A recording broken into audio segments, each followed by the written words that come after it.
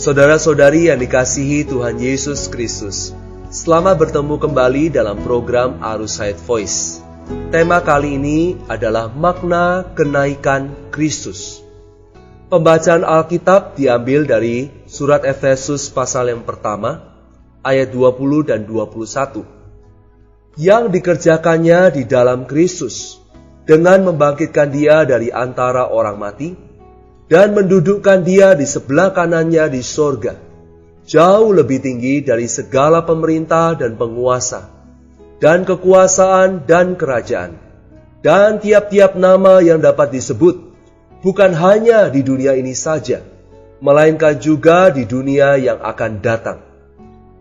Efesus pasal 2 ayat 6, dan di dalam Kristus Yesus, Ia telah membangkitkan kita juga, dan memberikan tempat bersama-sama dengan Dia di sorga. Tuhan Yesus tidak hanya mati untuk kita. Dia tidak hanya bangkit untuk kita. Dia juga naik ke surga untuk kita. Kematian Tuhan Yesus menyelesaikan segala kesulitan kita. Kebangkitannya membuat kita mempunyai hayat Allah. Sedangkan kenaikannya membawa kita memasuki kedudukan yang surgawi. Efesus 1 ayat 20 sampai 21 berkata bahwa Allah telah mendudukkan Dia di sebelah kanannya di sorga, jauh lebih tinggi dari segala sesuatu.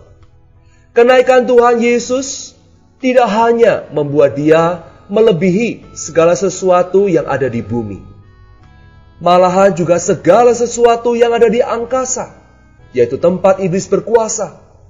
Segala sesuatu yang di bumi, segala sesuatu yang di angkasa, segala sesuatu yang di dunia ini, maupun di dunia yang akan datang, bahkan alam maut pun, semuanya telah dilampaui oleh Tuhan Yesus. Semua yang milik iblis, penguasa kegelapan itu telah Ia lampaui, dan semua berada di bawah kakinya. Karena itu, Efesus pasal 2 ayat 6 berkata, memberikan tempat bersama-sama dengan Dia di surga. Kenaikan Kristus membawa kita yang telah percaya ke dalamnya dan yang telah disatukan dengannya ke suatu wilayah surgawi.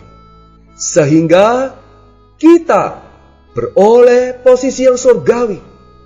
Kita hidup dalam atmosfer dan suasana yang surgawi. Allah menaruh kita di dalam Kristus, supaya kita bersatu dengan Kristus, sehingga kita mati bersama Dia, bangkit bersamanya, dan duduk di surga bersama dengan Kristus. Kristus yang tinggal di surga juga tinggal di dalam kita. Berarti batin kita ini tembus dengan surga. Sama seperti lampu listrik di ruangan ini. Listrik di dalam ruangan ini juga berhubungan dengan listrik di tempat pembangkit listrik. Boleh dikatakan bahwa listriknya juga berada di tempat pembangkit listrik. Karena hayat Kristus yang ada di dalam kita, maka kita berhubungan dengan Kristus yang duduk di surga. Dan bersama-sama dengan Dia duduk di surga. Sebagaimana Dia melampaui segala sesuatu, kita juga melampaui segala sesuatu. Sebagaimana iblis dengan kuasa gelapnya berada di bawah kaki Kristus, begitu juga iblis berada di bawah kaki kita. Kenaikan Kristus membuat kita dapat memasuki kedudukan yang surgawi, membuat kita melampaui segala musuh. Kemudian Efesus pasal 4 ayat 8 berkata, tatkala Ia naik ke tempat tinggi, Ia membawa tawanan-tawanan.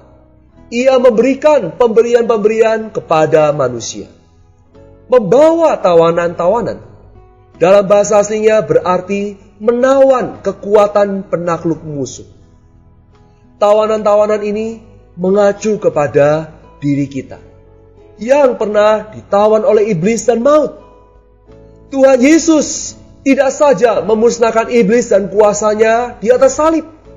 Kemudian ketika Ia naik ke surga, Ia pun menawan kekuatan iblis yang telah menaklukkan orang.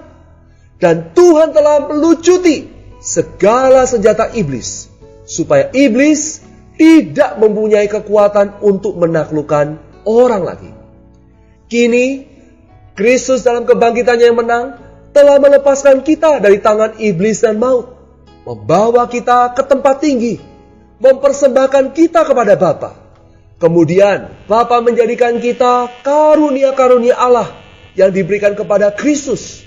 Kemudian karunia-karunia tersebut diberikan oleh Kristus kepada gereja, supaya kita menerima anugerah, supaya kita yang dulu menjadi tawanan iblis dapat mempunyai kecakapan untuk melayani Tuhan, untuk membangun gereja bagi Tuhan, untuk menunaikan tugas pelayanan kita dalam gereja melayani Dia.